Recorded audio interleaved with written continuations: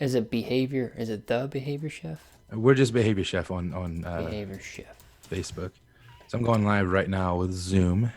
4,500 likes. Look at you, man. I know, right? People That's love what I their mean. food. They do, man. We've actually got a group too. Behavior analysts get fed, and there's about 2,300 of us right now. Behavior And analysts get fed. yeah, get fed. So there's that Get Fit group that I think that Dia from Behavior Man runs, Oh, cool. and we have the Get Fed group.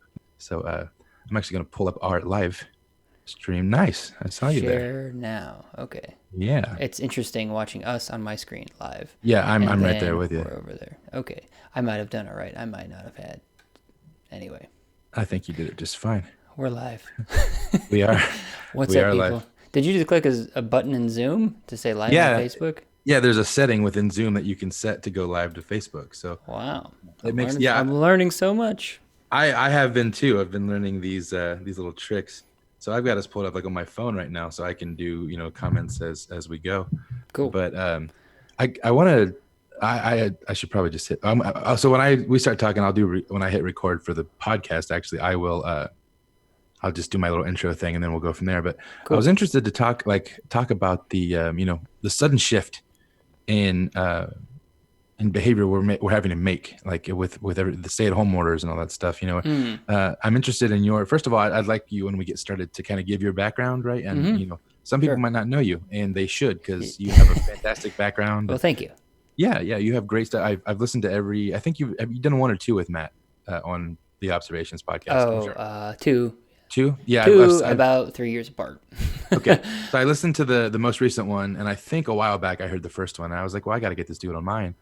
And you're spitting some fire over there, so I wanted you to. Well, thanks. Yeah, and we're kind of occupying the same space. We're both BCBAs. We're both. You admittedly, do you know? I know in Matt's podcast, you definitely earned your doctor. Yes. Nick Green. Do you prefer that as your moniker, or is it Nick or Behavior Nick is Fit? fine. Yeah. Yeah. I mean, I don't have Nobody it yet. has just called me Behavior Fit. That's hilarious. But Yeah, I'll just, hey, what's up, Behavior Fit?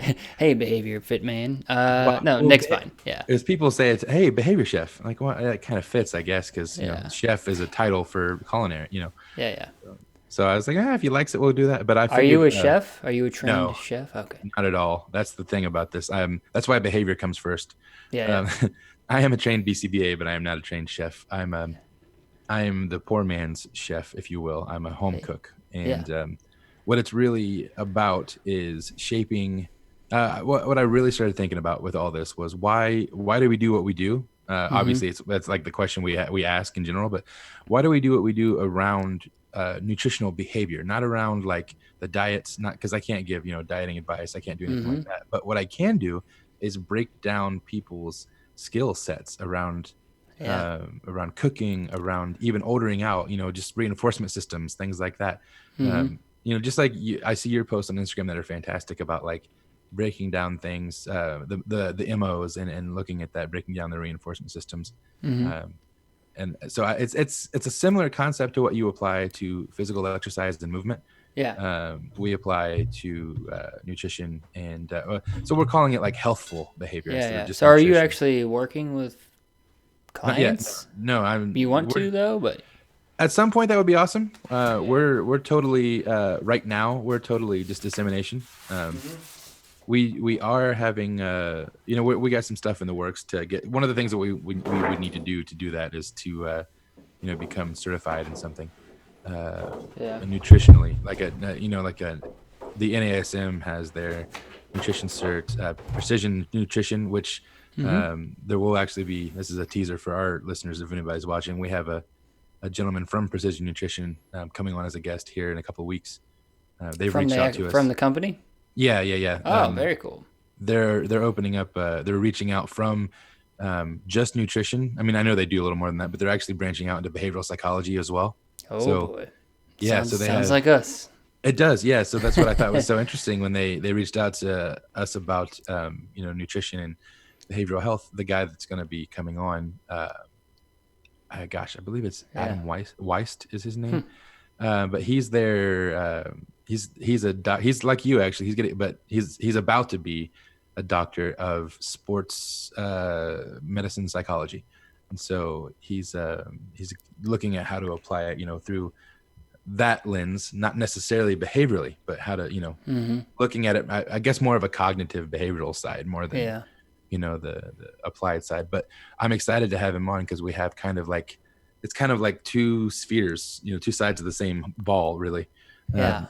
So that way, I just knocked down my screen windscreen there. But so I'm excited to have him on, and I think he's coming on in a couple of weeks. We haven't Yeah, heard I back have yet. a lot of colleagues in the field that Yeah. they're PN1 certified. My wife's actually about halfway through. She's a behavior analyst too, so she's Oh, awesome. working her way through. And yeah, there's a lot to unpack there. I actually met with a new client this morning, and nutrition and Yeah. calorie consumption is a big target. And it's Yes. just like you. I'm not a trained nutritionist or anything like that, but what can I resort to? What can I fall back on? It. So what are the general guidelines that come with MyFitnessPal, and what do we know that what research Yeah. that's based on? It's like, well, I can help you get there, and then And that's what I that. liked about your podcast episode, the latest one with Matt, Mm-hmm. was it was based on, well, I can't really give you many, legally, I can't give you advice in an area I'm not certified in. But what I can do is use the ADA recommendations. I can use Mm-hmm. the Right. AHA recommendations. I can use, whatever the government's putting out as typical healthful Yeah. guidelines. That's not illegal to use. So Mm-hmm. if Right. we're Yeah. you're breaking down at least you would think. I haven't Yeah. seen it being prosecuted in any way, but what you're Mm-hmm. doing is bringing up the behavioral patterns around those types of target or terminal behaviors, and Yeah. voila, there you got a target behavior written for you by the government. You might as well build a plan around it. Yeah. It's like how you get there is the hard part, and then Right. if we want to be nerdy and cool and slap data on it, then that's even more difficult because then you're asking people to log their food Right. every day for a couple weeks, which is And very effortful. it really is, but it really does dramatically change your Mm-hmm. behavior. Yeah. There's an inherent value to it. Well, Nick, if you're cool with it, man, I'm gonna hit record and Let's get fire away. the intro going, and Do let's rock we this have baby people up. live? Right now we've got a handful watching. We had 4 or 5, and we had 8 and Sweet. 10, so we're bouncing between a few. What's Um, up, everybody? Happy Sunday. Happy Sunday to everyone. I'm excited to have everybody here. I'm just tracking it. My phone's muted, but I'm tracking it over here, so I got you. Cool. If there's any questions that come up, if you're listening, if you got questions, we're recording a live podcast, so please, in the comments below, drop your questions for Nick from Behavior Fit. If you have any questions for me, I don't know, you can drop them there too, I guess. I don't know if I have the answers for you, but I know how to get them. So Yeah, yeah. I can connect with people. So that's the idea here. But I'm gonna go ahead and record and give the spiel, and then I'm gonna we'll just go from there. Let's let it run. Sounds good. Awesome. Here we go. Let me record to this computer. Hey everyone, thank you for joining me today. This is Clint Evans, your host at the Behavior Chef podcast. Helpful conversation with healthful behavior. I'm joined today by Dr. Nick Green from Behavior Fit, and if you haven't had the chance to find him on social media, just to talk to him in general, his posts are awesome. I found him through Matt Sikoria and the Behavior Observations podcast, and Nick's done a couple of different episodes with him, a couple of years apart. I think you said around 3, right, Nick? Mm-hmm. Yeah. Well, hey, I'm really excited because Nick is a BCBA as well, and a myriad of other things.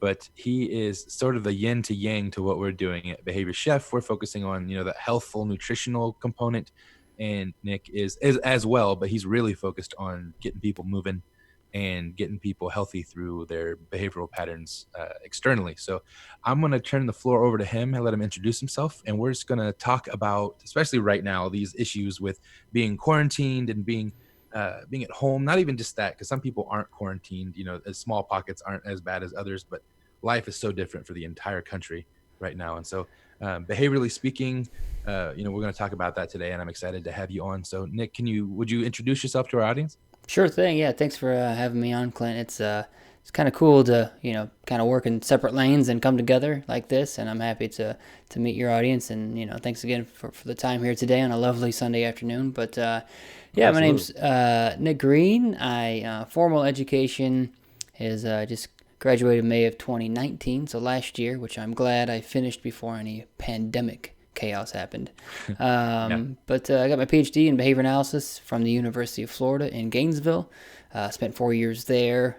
Prior to that, I got a master's degree in organizational behavior management, which is applying the principles of ABA to the workplace. So, really at my master's program, that kind of got me interested into something called reducing sedentary behavior or too much sitting. So I'm sure we'll talk more about that. But yeah, it was 6 years ago, really, that I needed to make a change personally for my own health and wellness and fitness. And then I needed a master's thesis, and a PhD program eventually, presented itself, and everything kind of lined up. And I went down the path of conducting a couple, experiments on helping office workers get moving a little bit more. And along that, during the same time there, I started Behavior Fit as a blog, because after a couple years in the master's program, I realized that there weren't really any practitioners out there sharing any information.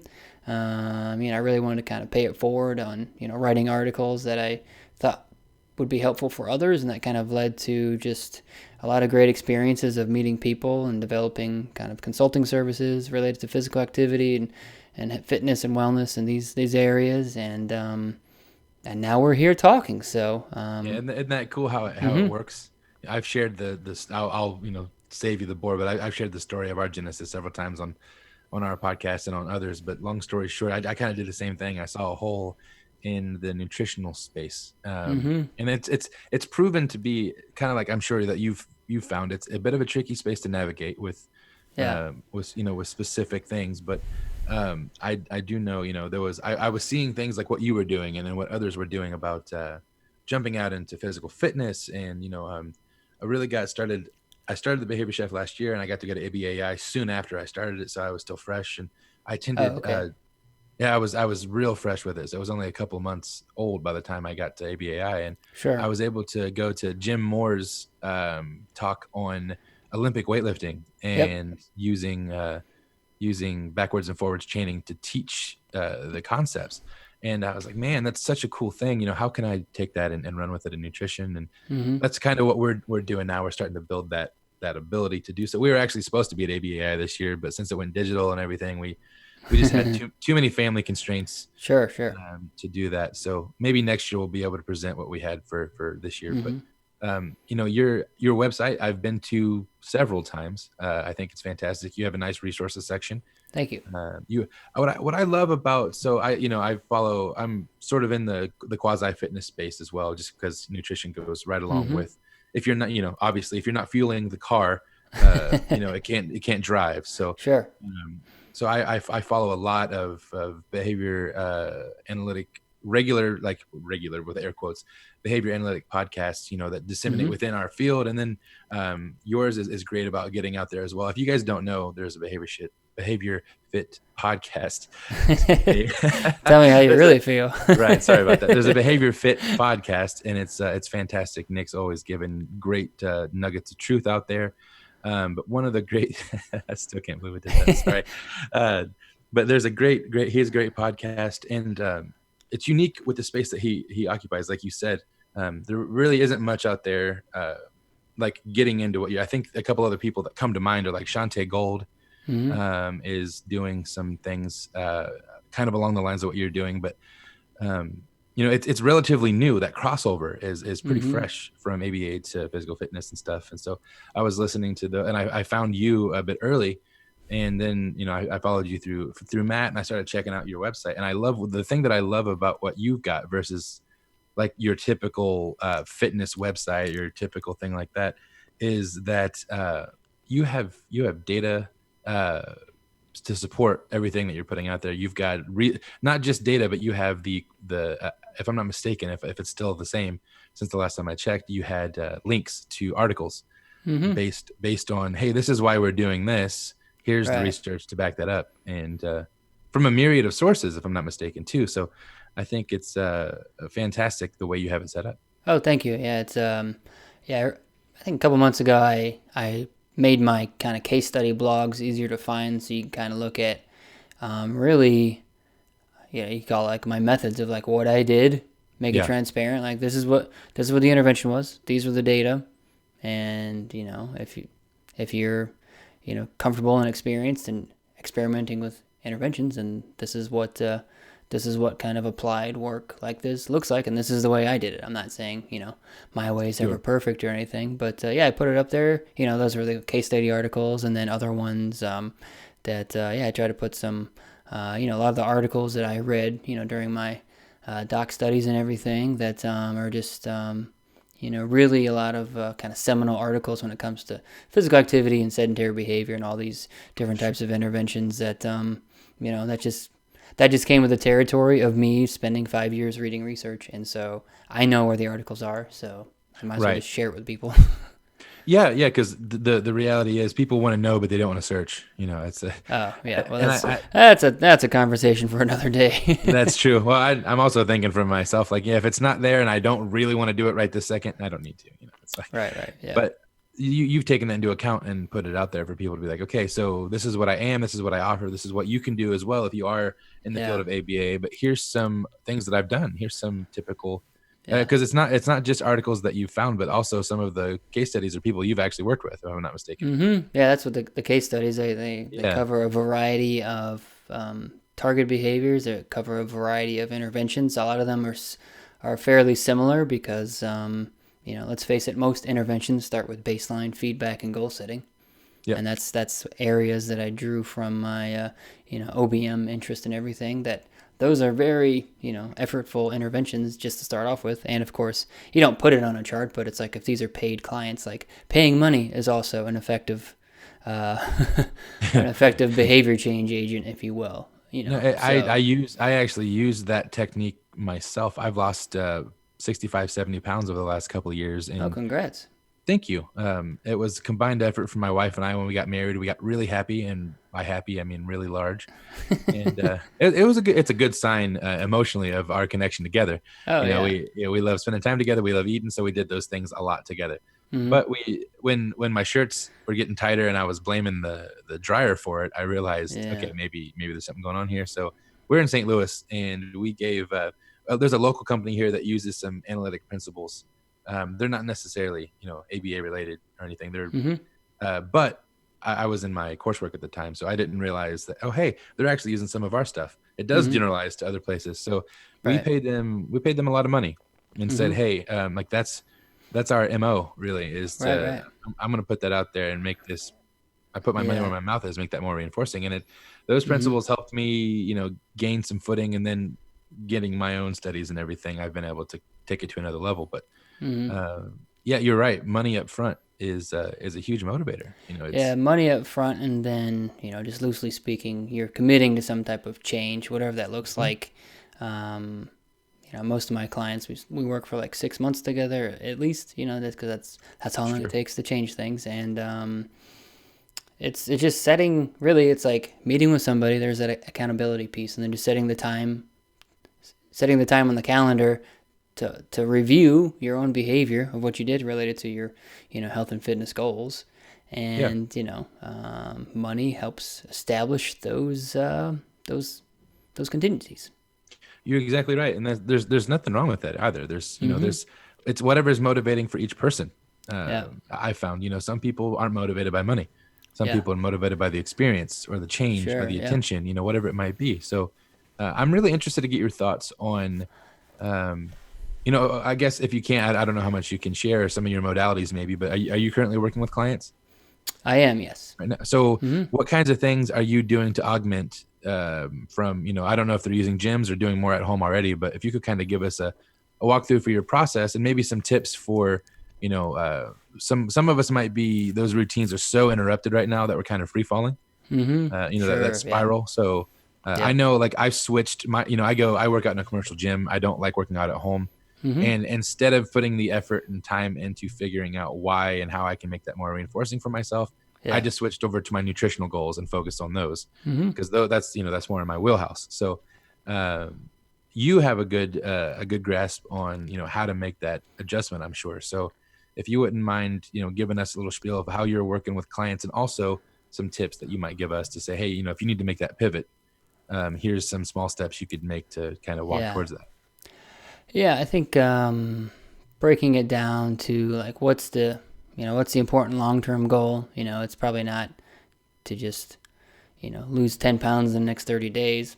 I usually typically start with like, what's the most important long-term piece, and why are you making the decision? And really that's just, just verbal behavior out loud, so I can hear the person say it, and then we just write it down, and that becomes part of the goal. But anytime you make a decision, and I try to, again, my wife, who's, she works with me on behavior fit projects and things, and she's put together a presentation and highlighted in a very elegant way that we always have to be aware of our own values and like what our preferences are and our own biases when it comes to working with clients. And that same principle applies to whoever our clients are. It doesn't matter if it's nutrition, fitness, or special education settings, whoever it is. Like, we always have to be aware of our own biases. So, yes, absolutely. I love CrossFit, right?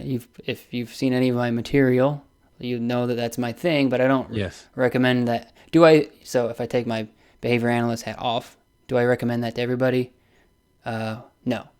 If I take it off, or I think I got my hats on backwards.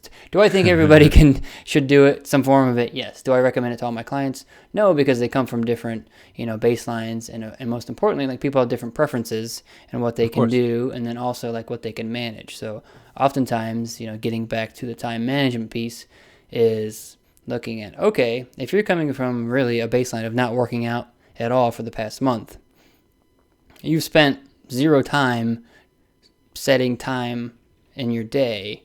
Like, you haven't even planned to work out. So now I can't take you from 0 to 60, hypothetically, right? Of course. It's like, okay, just like today, I worked with my client, like, okay, which days do you want to work out? 3 is a good number to settle on. Okay, we'll figure out what we're going to do over the next couple of weeks, but we just need to carve out that time. And if it's just waking up, putting on workout clothes, and walking around, then we can start shaping, right?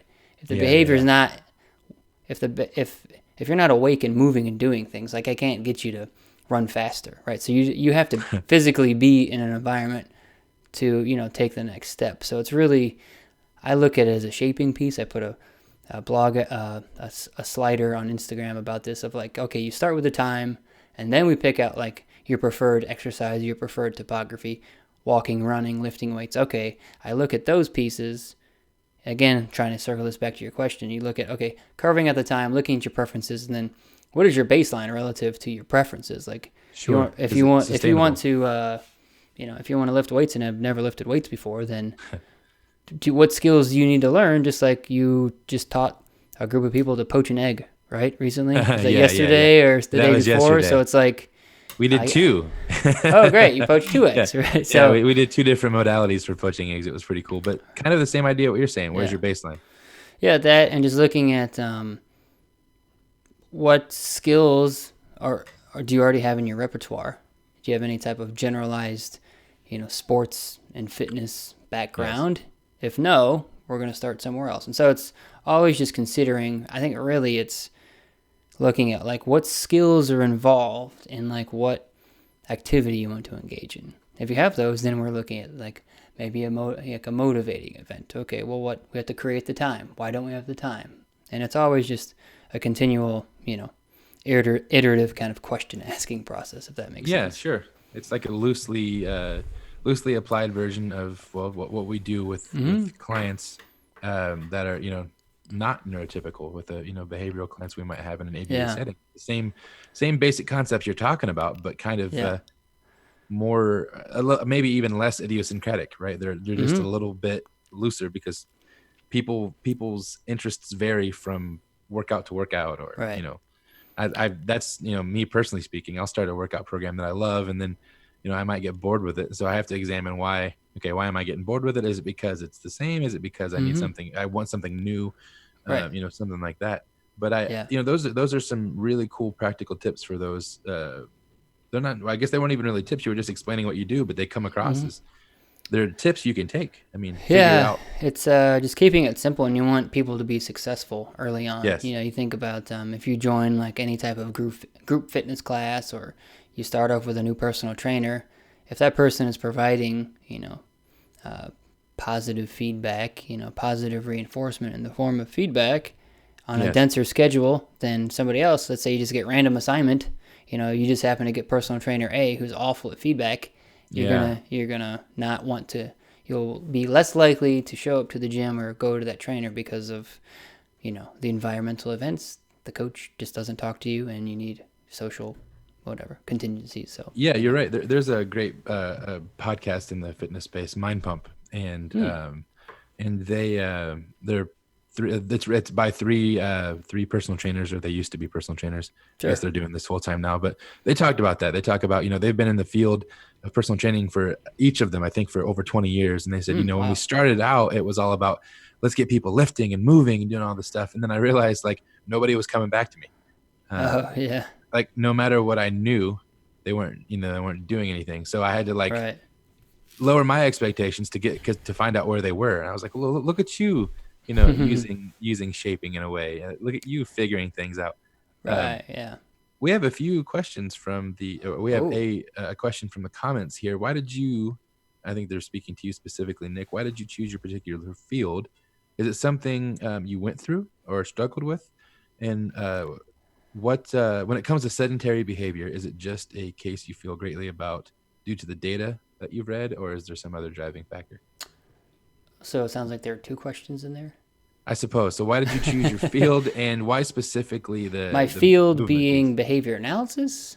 It, That's it didn't specify, but I'll let's start with the sedentary behavior one. So for yeah, me, it was really responding to, the data, the articles that I read. So again, going back to my master's program, um, just however I found out about it, just in the blog headlines or whatever it was back in 2014, I just sure. heard this phrase called "sitting is the new smoking," and I was like, "What's that about?"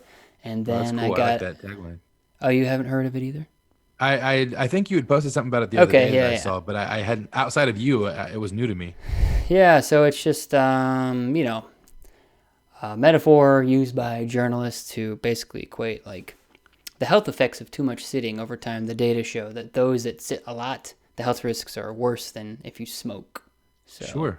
so Wow. there's we can go, talking about the Yeah. data is another day. So basically, I respond to the data, and then for me, I've always been kind of like a go-getter and like to be on the fringes of doing things. So um, I wanted to do a project, a research study, in something that I was interested in, and I had a great advisor, of course. So shaping, selection, right there. Right. Being in an OBM program, I like the business. I love business processes and behavior in the workplace. So and for me, what was important is that I was making my own personal health changes at the same time. And when I learned about all the data, like I had been a sedentary graduate student, office worker, and I was like, oh, wow, this is really bad. And I respect the opinion of these health experts. So for me, Sure. I thought, oh, well, let's see if there's any studies that have even looked at measuring sedentary behavior in a single series, or yeah. Yeah. Single subject design. Sorry, Sunday afternoon. My It's words aren't Sunday working. afternoon. Yeah. Yeah. Words. Single subject design. N Words of are hard. one words. Yeah.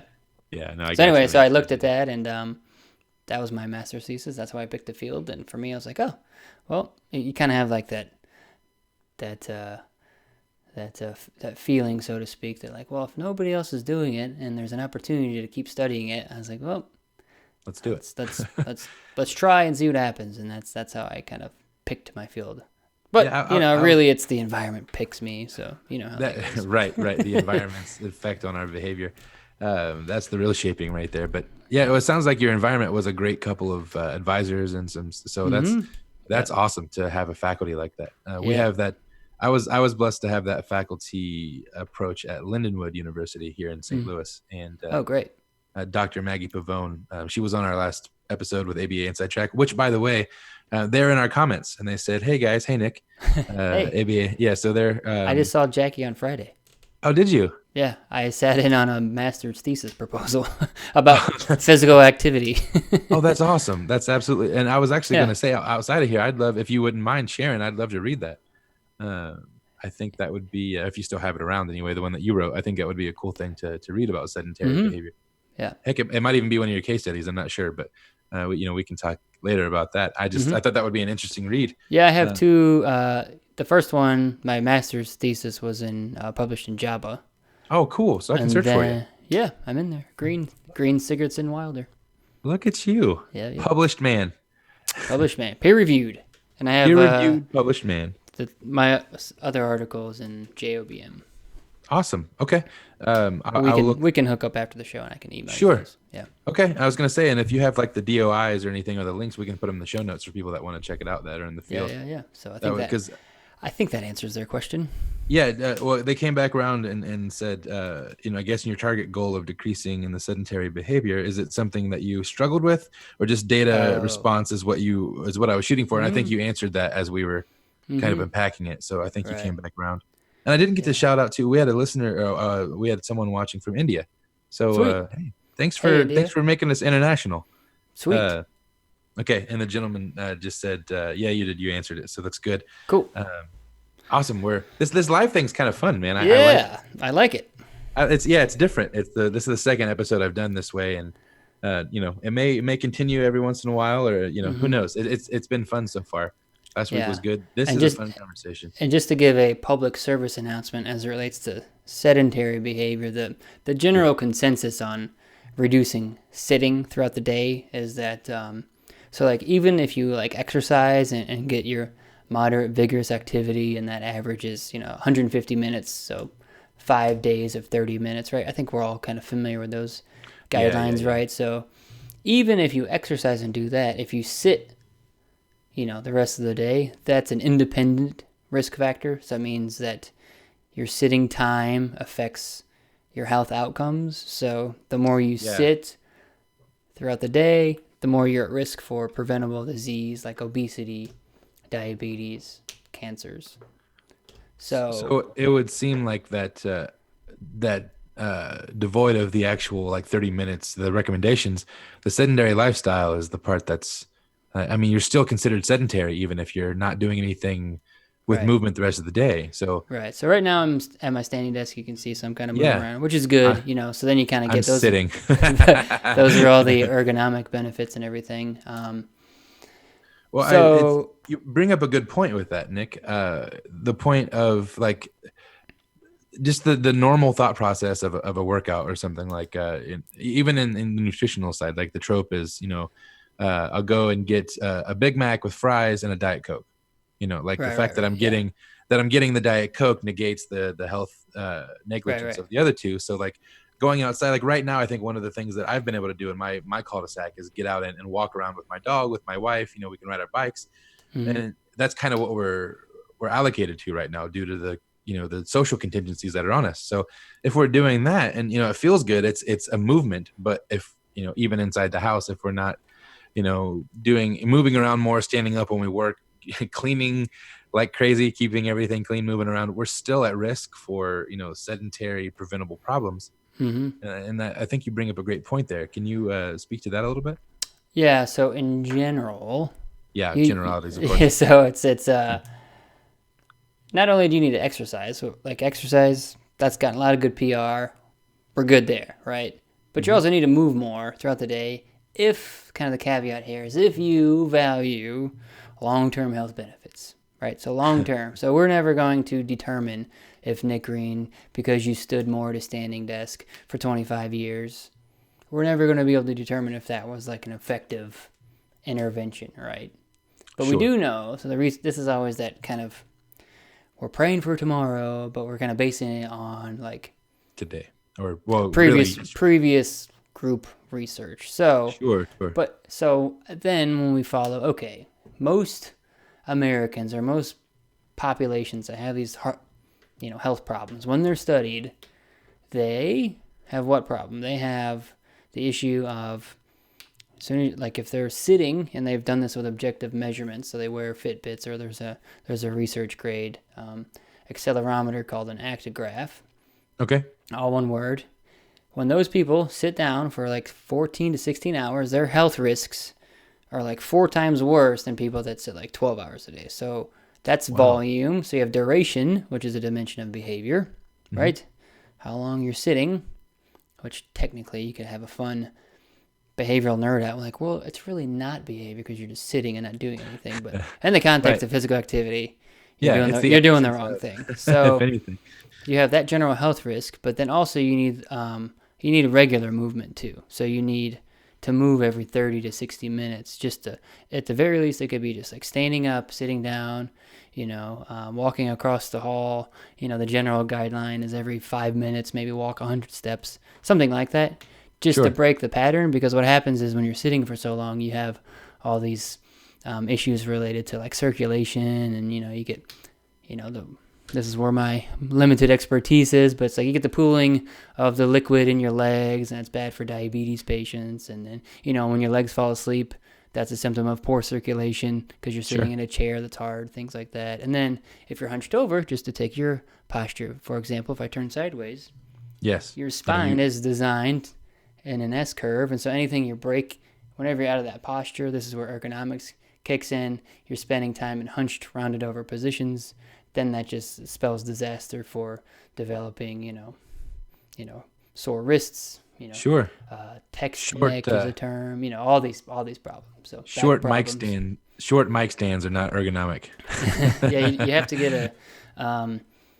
to get just put some books under it so you're higher. There's one actually, and I put.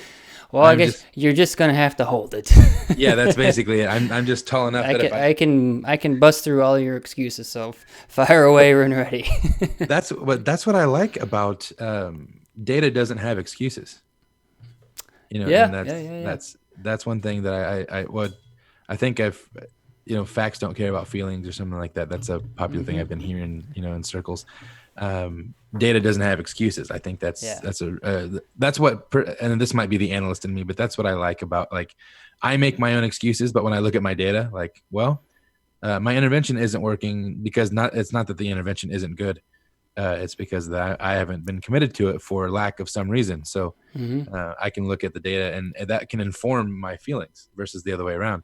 Now that's kind of a learned practice. I think it's not, it's not a normal thing to do, but it's something, because it's usually the other way for me. I usually see, like, let's take the scale. That's like everybody's enemy, especially if you've been, obese in life and you're on your way down. That yo-yo dieting for an obese, and I'm speaking obese from my perspective. I was obese for a long time, and the yo-yo dieting for me, because again, my expertise is limited, so I'm not giving any advice here either. It's a general statement, but in my experience as an obese individual, the yo-yo dieting would happen so much because of the body fat percentage ratio that I had. So starting any kind of dietary change allowed me to drop weight quickly. But if that initial MO would wear off in some way, that weight would also conversely come back on just like it came off. So that the yo-yo would start, I'd lose 20, gain 10, lose 10, gain 20, it's that effect. So instead of focusing on how that makes me feel or what that, I can look at the why behind it, try to answer the behavioral question is, Sure. Why am I not consistent? And, I think that I'm sure that's something that plays right into your work with clientele. Yeah, I try to look in the environment as much as possible, and what can we arrange. This is a kind of a point that I brought up with. I was fortunate to join a guy on a podcast in Australia cool. last week, and he's a physio guy, and he's worked with high level like rugby teams, and so he's he'll have people on the on the massage board and work on their joints and soft tissue and all that. And Sure. I tried to, it's always hard in a way to kind of describe like what exactly do I do. I'm not like a quote lifestyle coach. I'm not a nutritionist. It's like I'm a behavior fit consultant. What does that mean? And so I tried to explain it to I like him that. and say, well, like sports psychologists might, they do fantastic work, and they, obviously have a great body of research and do wonderful things. But they might spend more time on, the covert verbal behavior side of things, right? If we're Sure. talking to a behavioral audience. But for me, I just try to look in the environment and then tie that to some type of, fitness type metric or whatever we're working on. So it's like, okay, yeah, I feel like crap and I'm lazy. I'm like, okay, cool. I note that. I wrote it down. But then let's figure out what's happening in the environment. What is it about your home? What is it about the culture? We're in a pandemic. Okay, that's going to Sure. shut down, access to gyms. Okay, let's say the gyms were open. Do you know what to do when you get to the gym? Do you have a plan when you get there? Okay, you don't have a plan. Let me let me give you a plan in your mailbox. Okay, are these skills something that you know how do you have experience with these skills? Okay, what's your goal when you get there? Okay, I don't know how long to work out. Okay, well, let's see what your baseline is. So it's just a back and forth. So I tend to spend a lot of time figuring that to get the data as quickly as I can, so I can just start looking at environmental arrangements versus, spending time on other aspects of behavior. No, I like that. You kind of keep it stupid simple, right? You Keep, yeah, keep it stupid simple. keep simple, stupid is. Yeah, that's oh, but KISS. Yeah, that's but I try to live my life by that motto as well. As like, okay, what I'm overcomplicating this somewhere. Where because especially in the behavioral side, we have all these like we can throw so much process at it, right? We can, I can do this, and I can break down DRA, I can do a DRO, I can, right, yeah. I can break down all these things, and then you're like, oh, hang on a second.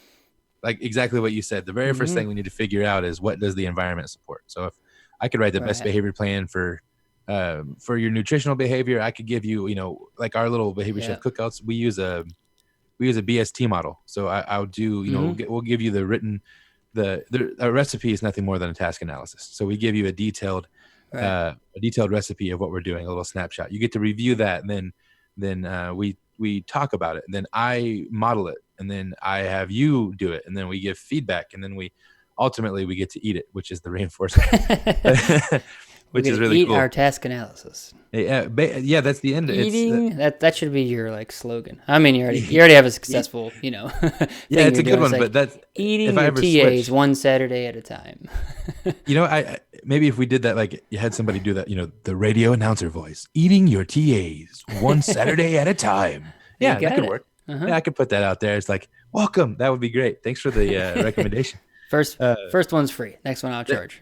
Fair. Yeah, that's how consultants work. Yeah, they give you a little snippet to come back. I love it. So yeah, I love your approach. It is honestly, we're joking around, having a good time here, but your approach, it's pragmatic, it's parsimonious, it's very simple. I know I'm using the terms here, but I used them yesterday, so now they're still fresh in my head. But hey, I had another question. Live Q&A. Yeah, I don't think I've done a live Q&A podcast before. Well, hey, welcome. I haven't either, so there's always a first time for everything. Luckily, we seem like pretty laid back guys, so we're pretty easy to roll with it, and you're doing a great job. Next up, of some of the popular exercise programs, i.e. P90X, Hemsworth, are there any that you've tried that have been better or more beneficial, or does it really depend on the person you're helping? I think there's a little more to the question. Oh, does it really depend on the person you're helping, or are there any that you recommend? So any of the that's always the answer. Is it depends. It's hard to recommend any program because you don't know who the client's going to be that will be uptaking that work running with that program, right? And then is that person going to have guidance and supervision, right? I'm going to talk about CrossFit and coaches, and for people that don't maybe understand all the methodology and everything there is to know about all the CrossFit definitions and hoopla and the cult that I'm in, which is okay. Most of the time you hear bad press, right? Oh, somebody got injured. Somebody did this, right? It's all these, you always hear bad news, right? Bad news travels faster than good news anyway. Yeah. So the easiest thing I could compare it to is like, just imagine you have a good mechanic down the street and a bad mechanic down the street. You go take your car there. One's going to be great, fixes it. Other person might break you. You go to a gym with a CrossFit coach or a P90X coach. What do those supports look like? One could be fantastic, and they're not a behavior analyst, but they're a great coach. They know how to fade you into the program. They know how to look at your deficits. They're not going to put you in a dangerous position, right? Or you could have somebody that just opened up the shop. This could be their first week open, and they just are green, and they don't have a lot of experience yet. And you're going to be, more vulnerable. You'll be more likely for injury. Like Mike, the coach at my gym, he's been coaching for 10 years. He's probably got one of the biggest gyms in northern Indianapolis, and because he's good and he knows what he's doing. And I don't question his programming, his prompts, anything like that, because he is that knowledgeable, and it takes a long time to understand. Now this is way beyond the question, but it's I think it's fair to, when you evaluate a program, you have to think of all the variables. what's my goal? What's my experience with this? Um, I know I did P90X for I think 3 weeks, 4 weeks. The DVDs broke or something. I don't know. But you need some equipment to do things modified, right? You need, Yes. the shaping procedures, and you have to look at, are you learning new skills? All these things. So they all seem great as long as you're moving and adapting and modifying as well as you can, the better, because you could, if you don't have great mobility, or if you don't have the endurance, if your body isn't prepared, you could push yourself too hard and hurt yourself. So Sure. some of those Yeah. programs that were listed off, you only see the intense things on TV. Right. The slow, methodical workouts aren't sizzle reels. So Right. Yeah, you're exactly right. And I think there is, I think those ones that we're hearing about, they do yeah, have, introductory courses, I'm sure, yeah, to go into. I know, yeah. They all seem good. Like, then map it to what your goals are, and if they're tied to any specific recommendation. It's like, if that's going to help you get from 50 minutes of physical activity a week to 200, and you meet the goals and you get your heart rate up, and it's fun and exciting and helps you maintain a higher fitness regimen over time, then that's great. exactly. And I think so breaking, that was such a great answer. And I think you hit all the points there. I think to the listener, the idea really is find something that interests you and start Mm-hmm. small. Yep, Um, preferences. yeah, preference assessment first. That's like the best part of any kind of, always been my favorite part about workout programs. I've been in weightlifting myself, for probably, gosh, I started weightlifting at age 13. So I've been doing it for 17 years, Yeah. and, taking breaks here and there, but I've gone through, like the German volume training, high Oh, cool. volume. I've done, 5x5 preps. I've done, high volume, high intensity, low volume, higher intensity, due to the Right. idea of what they, in following recommendations from, from individuals who are qualified that I respect, based on that engagement, the time under tension for the muscle, and all those great Oh, things. yeah. Yeah, yeah. How to get do I want the long striated muscles, or do I want those compact, Yeah. explosive muscles? Am I trying to lift? Am I trying to be aesthetic? Yeah. And as being as big as I mean, I'm 6'3", and, a pretty big dude still. So aesthetic has never been a thing for me. It's always been functional strength. So Mm-hmm. usually, and people find, just like you're kind of talking about, when you start something like that, functional strength, for me, functional strength came, and that was reinforcing for me to see more weight go up on the bar. Yep. And then with that, also along came aesthetics. I Right. would lose a little more weight. I Mm-hmm. replaced some of the fat I had with muscle, so therefore, it took up less space but weighed more. So, I would, my clothes would fit better. I would feel better. I would look better, more confident. So Mm-hmm. it kind of all in, it's all encompassing. But I think we all, one of the things I could recommend, that I've seen in just this short amount of time I've been trying to occupy this space too, is people often try to shoot for the moon before they even build the rocket. Sure. It's like, oh I haven't, man, I haven't heard that second piece, but I like that. Shoot the moon I, for guy. I But they're literally buying just, rocket fuel. yeah, they are. I literally just came up with that, so you can have it. But I see what you did there. First one's yeah, right. free. Exactly. That's right. First one's free. But it's so true that we always put the cart, not always, I'm speaking way too general here, but a lot of the time, and speaking personally, I'm really good about putting the cart before the horse. Like, oh man, I want that. But I think one of the things that, like, to bring it back to fitness, is one thing we see, like looking at the P90X, or looking at those, just we only even say one, we'll say the popularized, video trainers, right? Mm-hmm. They give you like this before and after picture. And I heard Mm-hmm. a comedian one time, he was like, I wanted to buy these, wanted to buy these tapes. So I watched them, and I saw the before and the after picture. And he said, I felt terrible because I was excited about the before picture. He's like, is there Yeah. an exercise program that'll get me to his before picture? That's funny. Yeah. But it goes, It's all relative. Yeah. yeah, it is. And I think that's one thing we need to remember. It's Mm-hmm. relative to our specific goals. And one of the things I always found hard, the hard truth to swallow, was, where am I really? Mm-hmm. What is my baseline? Yeah. Yeah. And that sometimes, I'm sure you've seen this. I'm sure it can be, difficult for people to really look at their baseline objectively, not like Mm-hmm. because I've seen reports like people that use the self-monitoring systems like MyFitnessPal and all that, they tend to uh, underestimate greatly the caloric intake they bring in, and that way, Mm-hmm. unless now that this is baseline levels, not with oversight, but Mm-hmm. just starting out, we tend to underestimate how much we're actually consuming until we begin to track it, Mm-hmm. and then we realize, oh man, so I thought I was probably sitting around 2,000 calories. Looks like I'm eating three, Oh like wow. Yeah. that, and that's anecdotal. That wasn't a real, like when I did mine. The first time I ever did my own, like I used MyFitnessPal, and I was like, okay, I got recommended to eat, I think it was like 2,400 calories a day based off of my measurements and my activity Mm-hmm. level Right. to be in a deficit. So I actually I could afford quite a few calories. And I just tracked like anecdotally the day that I did before, right? I Sure. didn't track anything. I was just like, I remember what I ate yesterday. Let me put it in. And I think it was like 3,700 calories. Oh wow. And I was like, holy cow, no That's a huge wonder difference. Yeah. yeah, so no wonder I gained, that weight quickly and then I tracked for a while before I did any interventions, and I was like, we ordered pizza 4 times this week. Like, That'll you do it. know, Probably. yeah, well, I didn't realize it was just kind of, I know it sounds silly to say, but it was so innate in our routine that I would just come home, exhausted. I was in grad school working full time, just got married. And so I was like, can we cook? Or there's a Domino's right down the road, and they have Sure. our order.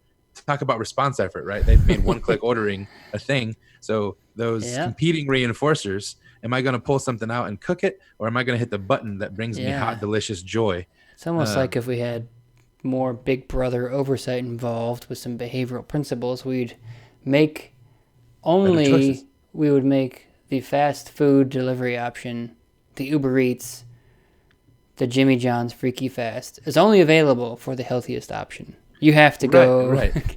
You have to. I don't know. You have to go walk to get your pizza That or actually something. sounds kind of cool. That'd be a cool social experiment. Yeah. Oh, hang on. Let's see here. We had someone in our comments said, hey there, cool. Just followed you, Nick, on Instagram yesterday. Thank you. Uh, yeah, we have a few Look at you. people. Double dose. Yeah, right. Good Yeah, and timing. yeah, absolutely good timing. I'm really glad that we were able to connect today. It's been a lot of fun so far. Um, and I say here, gosh, we've been going for about, let's see, where are we at now? About 50 minutes, close to an hour. Wow. Time flies. I know, right? Well, when you're having fun about and having a cool conversation, it's really easy to just let the clock roll. Yeah. Likewise. Oh, great! I'm glad to hear it. I hope we can collaborate maybe further on in the future and do I some think cool things. so. Yeah. Yeah. But we get kind of close here to a bit of a wrap up point. I Mm-hmm. usually try to keep mine for listener retention in about an hour or so if I can. Sure. Um, I always like to do two things at the end of our podcasts. Ask if there's any bits of parting wisdom based on the topic that we're discussing that our guests would like to leave with our listeners, and then a shameless free plug. What do you got? What do you got going on? What do you want the people to Mm-hmm. know? How can they find you? Yeah. That kind of stuff. So if Sure. you wouldn't mind, take it away.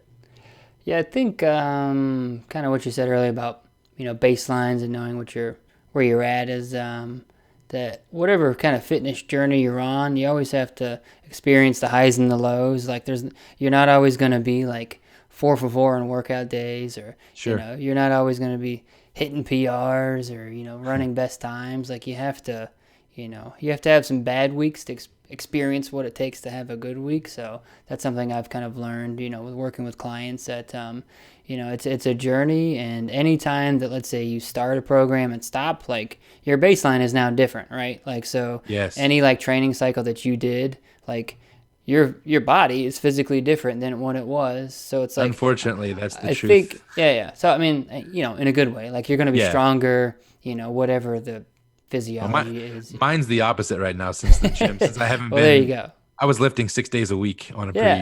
pretty But strict even program. so, And like, so again, like, I think we have to cut ourselves some slacks, and yeah, sure. like, like you learned a lot, like doing a Yes. 5x5 high intensity, high volume cycle for 6 to 8 weeks. Like, you had to learn how to do a lot of new things, and then Yeah. you're just gonna bring that new experience to the next to the next training phase, whether that's 6 weeks or the next 6 years. And so I always just try to encourage people to stick with your preference. If you don't know what to do, probably just sample different things, and you just have to keep trying to do things, knowing that if you value the long-term health outcomes, that you have to continually arrange the environment and look at what things you can control, and that's usually, your schedule, what time you wake up, what food that you're eating. Yeah. That plays a big role, right? You know something about that. So shout Yes. out to Behavior Chef. He could probably Woo. direct you on. I'm going to give you a shout out during my shout out time. How about that? Oh, well, thank you. I really Yeah. appreciate it. That means a lot. Yeah. But that's it. Just everybody just keep moving. Every fitness decision is a journey. And my shameless plugs are, you can follow me everywhere at Behavior Fit, all one word, BEHIVIOR. Do I know how to spell? And I said BEHAVIOR. There it is. Behavior Fit. Oh man, we're live in dumpster firing. But That's all right. yeah. It's gonna bring laughter, and that's one thing. I'm most active on Instagram, and I've been revamping the YouTube, but I blog regularly, and I think I'm pretty accessible, and I like people. Really, it comes down to really helping people make better fitness decisions with behavioral principles. And email me at nick@behaviorfit.com. Yeah, and if I'm not mistaken, actually, your little signature is keep moving, right? Yeah. That's my email signature is keep moving. Yeah. We've contacted through IG and email quite a bit. So when you said something about, you even said it a minute ago. I don't even know if you recognized it, but you said. Oh yeah, it's just part of the sign off now. And yeah, Nick Green, keep moving, Behavior Fit out. I think it's absolutely awesome. Just keep moving all the time. So hey, you guys heard him here. Go check him out on Instagram specifically. He's super active on there. We're doing Facebook Live right now, so we are actually, I think, on both pages, or at least I've tagged you in it, so it should show. Yeah, I've never shared or tagged before. I shared on my iPad in front of me, so hopefully it worked.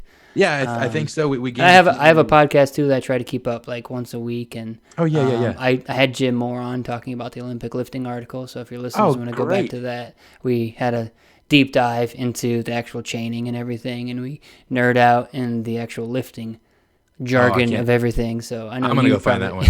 I know you'd be interested in it. So that sounds great to me. So are you is your podcast at Behavior Fit as well, or Behavior Fit Podcast? It's Behavior Fit Radio. Okay. I just randomly threw on radio when I created it, but you can find it on.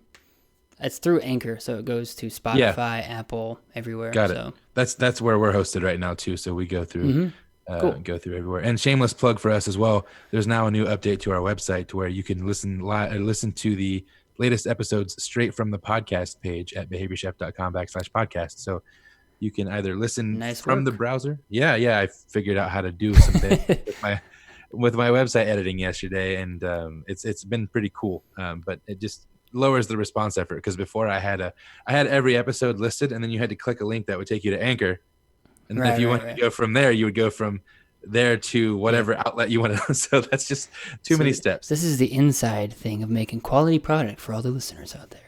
That's right. It doesn't come easy, and it doesn't always happen overnight, but we're here for you. So just know that when you're thinking of us, know we're thinking of you too. We're trying to do something with our backgrounds to help people. Disseminates the big word in our field. Yep. But we're really trying to do is just show people that behavior is behavior. An organism does a thing, and you are that organism, and your environment helps you do that thing.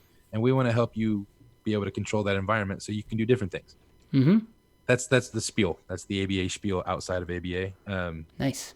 Yeah, that's I'm kind of freestyling there, but I figured that one could be a hit. That's a record right there, right? I like it. Guys, we've had such a good time here just hanging out. I hope you guys have had fun. Thanks for joining us on Facebook Live. Be on the lookout in the next couple of weeks for this episode.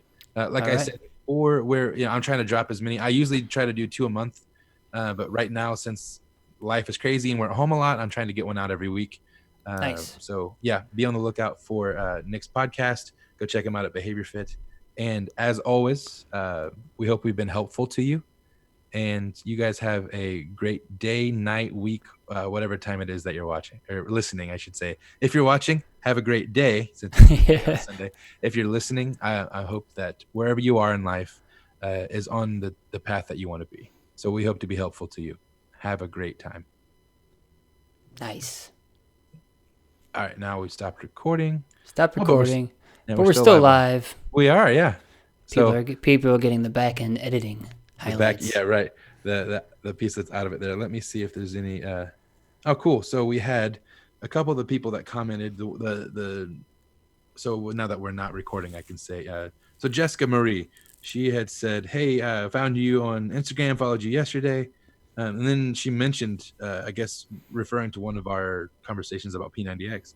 She said, "I did P90 and Insanity, and both Cool. were good, but for me, they were boring. Orange Theory felt like They are really, boring. Well, there you go. Pick a different yeah." workout if it's boring. That's what she said. Orange Theory seemed to fit it for me. There are many ABA principles which are built in, whether intentional or not. It's been a game changer. But now that it's closed, I've had to try to use some of the same principles Oh, right. to get Yeah, my yeah. workouts going, right? It's hard. So It's that I guess we didn't talk about it earlier, but it's the whole, you become prompt dependent on the instruction, right? Like that's the whole thing of having coaches and group fitness instructors. You're so hard to work out at high intensity. It's just good to have people around you. that's it for me, I think. And that's kind of what she said, it was And difficult, but knowledgeable it's working people. out. Yes, that's so I'm weird. I don't like having a coach. I like for me, I call You like the yeah, yep, I call it iron therapy, man. That's where Well, I yeah, get yeah. Well, for people that aren't as familiar with the barbell world that's out there, like that's a whole nother that's true. culture too. So No, it's yeah, like it is. it's not a cultural norm to No, it's we're a subculture as well. yeah, yeah. Just as much as CrossFit gets a bad rap, we're lumped in with like West Side Barbell. Mm-hmm. And if you've ever seen, there's a great documentary on Netflix about them. Oh yeah. And they're from my alma mater state of Ohio. So Nice. Yeah, yeah. yeah. I'm very familiar with the West Side method. Yeah, it's crazy, but it was effective. It doesn't necessarily mean it wasn't safe by any means, but it worked. Now I don't. I'm not a West Side lifter by any means. I don't lift in that way. I lift with form and function. Yeah, It is for me like that's hey, Brett Yaris is on. Brett says, "Hey Nick, what's up, Brett?" my buddy Bryce is coming in from Alaska. We've got so far we've had India, we've had Alaska. I know we've had Florida. We just had someone from Japan jump on. Brett's in Florida, if I'm not mistaken, too. So Did he move? I thought he was on the East Coast. is he on the East Coast? Brett, I thought Brett was in like Connecticut or Jersey. He might be. I might be confusing that with. It's been a while since I talked to Brett. But we're Sure. talking to him now indirectly. Yeah. Hey, Brett. He and I just met vicariously through I did a podcast with ABA, Team ABA. And so he's cool. an ancillary part of that. So we kind of connected there. Jessica is from Claremont, California. Yeah, Brett, thank you for that. Sorry for Brett did say Connecticut. So sorry about that, Brett. Yeah. My bad. We actually haven't had a chance to talk yet. So I'm hoping that we can set that up sometime and really get to know each other. But man, this is so much fun. I love, I love coming and talking. I think would be cool. This is just something to spitball. Maybe we can coordinate something once in a while where we come on and do a collaboration live, a Facebook Live thing where we do Behavior Chef and Behavior Fit, have a conversation. I think that would be good. I think it's fun where people are engaged with it so far. Brett said, all good soon. All right, man. I look forward to it. And he's out. He's in. He needed the invite. He's out. So I think this would be a cool thing for us to kind of, cross collaborate, combine forces, get some information out to people. And also, did you already record the PN1 person? Not yet. No. Okay. You said they're coming in a couple weeks. Yep, they're coming in a couple weeks. They're well, as you can imagine, their schedules are pretty crazy. So, I mean, I can imagine anyway. Yeah. But I'm kind of going through like their corporate person to get to them to do the scheduling, and when that gets done, it'll be posted and everything real quick. But that would be kind of a cool, if you gave it a listen or whatever, and we kind of come and decoded it. Yeah, that's the guy in Australia. He wanted me to follow up with him, I think tomorrow, about doing some type of collaborative work there too. So I think if we pull our superpowers networks together, yeah, we could have like a little something could happen. Our own little podcast network of something. Yeah, that's not a bad idea. See, look, Facebook Live, you're the genesis of some of these ideas here. First access Facebook. Yeah. All access live to. I almost said precision nutrition, but that's not eating your TAs on a Saturday. Now there's some house music, but I do love that idea. Yeah, eat your TAs on a Saturday. That's your T-shirt. you know what? We have had a few that we've made, so that might have to be one that we come out with. Our best one so far is eat pizza, take data. That's One slice, two yeah. Well, slices, the three slice of slices. right. I've had that many.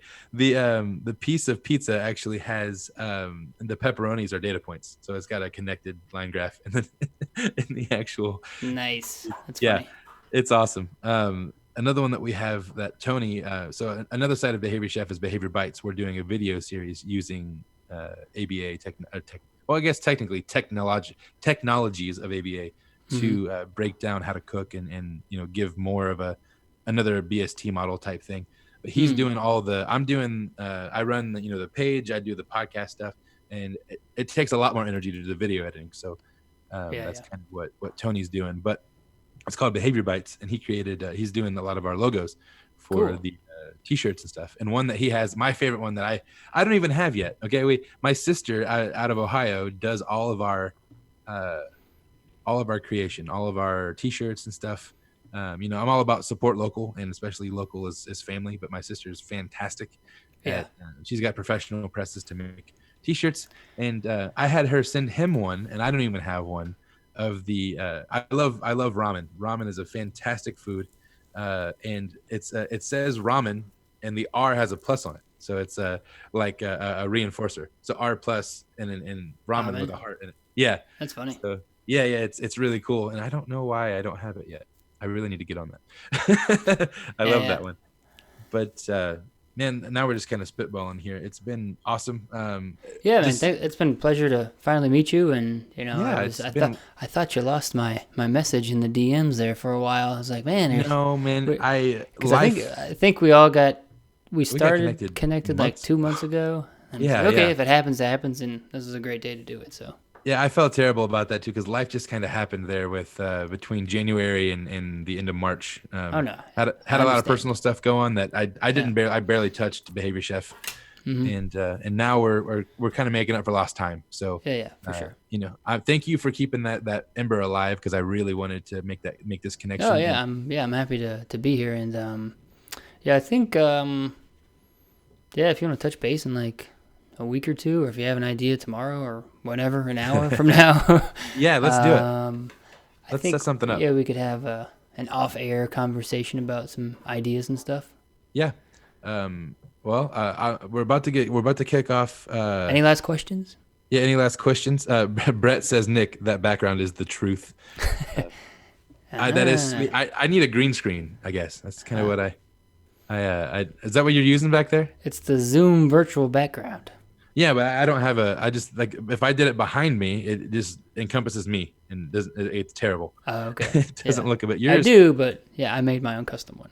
That's sweet, man. Thank you. Thanks, There's bud. the there's the PhD right Oh there. yeah, Yeah, right right there. over there. Yep, there it I is. gotta work on my weatherman pointing. I know it's hard, but you got it. Hey, if there's no last minute questions, we're gonna bounce off here. I know we all got lives to get back to, even though it's Sunday, but because I don't know about you, I could keep this conversation going forever if we don't actually Yeah, kind that's gonna of be great, man. hit a deadline on it. But we're gonna bounce out of here. Be on the Yeah, lookout for thanks this to everybody happen. for joining. Thank you guys again. Behavior Fit everywhere. BehaviorFit.com. Behavior Fit Radio, wherever you listen to your podcasts.